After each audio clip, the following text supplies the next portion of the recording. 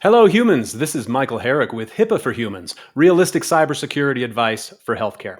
A few years ago, a practice manager at a medium sized private practice said to me, Michael, I used to have stress dreams about high school, about being back in school, and I can't find my locker and I'm failing all my exams.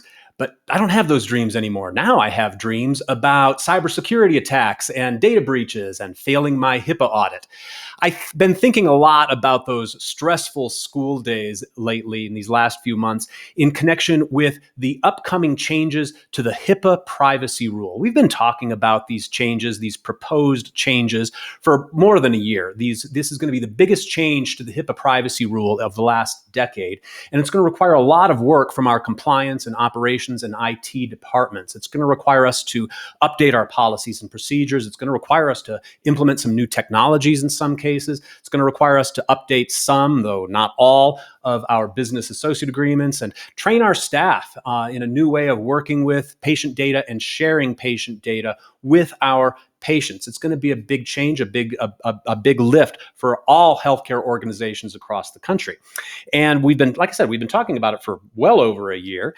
And we initially thought, it was initially announced that the rule changes would go into effect in the first quarter of 2023. Well, I'm recording this video now at the beginning of the third quarter of 2023. There's still no sign that these rule changes are going into effect. It reminds me a lot of those school days when we would get a big project assigned to us with a long timeline to get it done. Maybe it was an essay or a presentation we had to do with our fellow students. And the teacher would give us a month or 6 weeks to get the work done. And if you were like me, I was a little bit of a procrastinator. And as that deadline approached, I experienced it with just a growing sense of dread, feeling that I was not prepared for this deadline.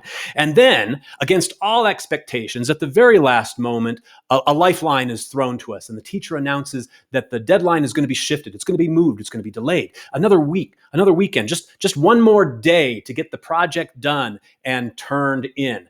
And did I use that time to work in a relaxed manner to do my absolute best work and get it done on time?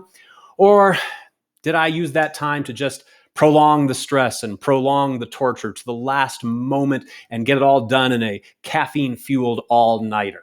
I think a lot of us are doing that with these proposed changes to the HIPAA privacy rule. We've got more time than we ever thought we were going to have to get the work done. Are we getting out in front of it? Are we being proactive? Or are we waiting for that last minute to get it all done?